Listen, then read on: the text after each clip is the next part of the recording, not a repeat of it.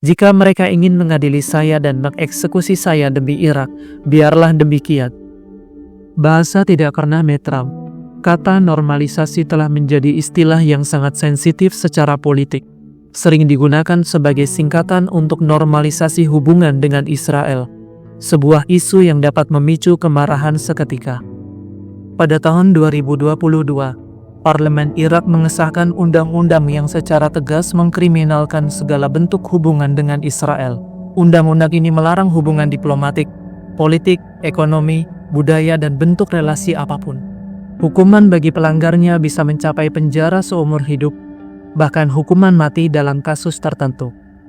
Pada 5 Januari 2026, media Katolik internasional Zenit melaporkan berita dengan judul "Kelompok radikal Muslim menyerukan eksekusi seorang kardinal di Irak."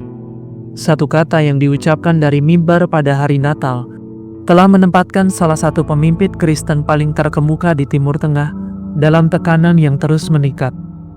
Kardinal Luis Rafael Sacco, Patriark Gereja Katolik Kaldea, kini menghadapi kampanye intimidasi yang kian memanas di Irak dan negara tetangga, Iran, setelah pernyataan dalam homili Natalnya dicabut dari konteks pastoral dan dibingkai ulang sebagai provokasi politik.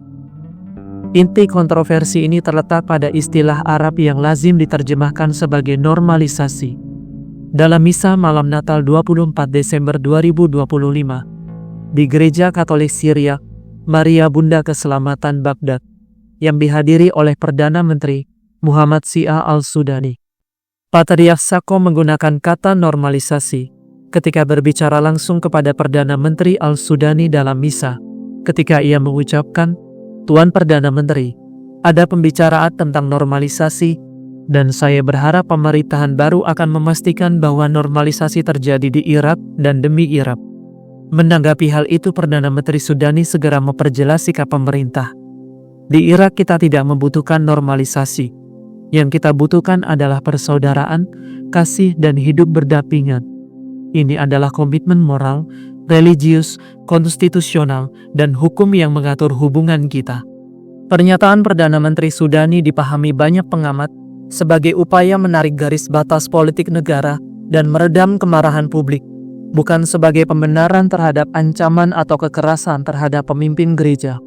Pernyataan Perdana Menteri Sudani ini muncul di tengah upaya berkelanjutan dari Amerika Serikat untuk mendorong sekutu-sekutunya di kawasan agar bergabung dengan Abraham Accords, perjanjian yang menormalisasi hubungan antara Israel dan beberapa negara Arab. Kardinal Sacco sendiri menggunakan kata normalisasi sebagai bagian dari seruan rohani untuk pemulihan setelah bertahun-tahun konflik, sebuah ajakan bagi stabilitas sosial, pemulihan kepercayaan antar warga, serta rekonsiliasi antara keluarga, komunitas, dan bangsa Irak secara keseluruhan.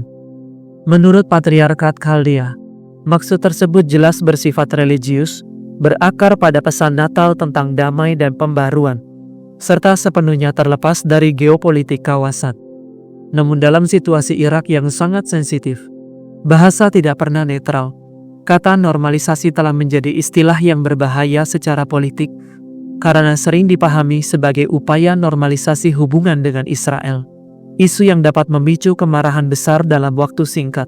Para pengkritik memanfaatkan asosiasi tersebut, mengubah seruan pastoral menjadi tuduhan dukungan terhadap posisi politik yang dianggap terlarang.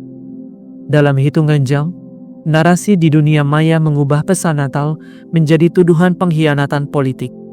Patriarkat Kaldea segera menanggapi, menegaskan bahwa homili tersebut sama sekali tidak bermuatan politik, dan dengan tegas menolak klaim bahwa Kardinal Sacco mendorong normalisasi hubungan dengan Israel.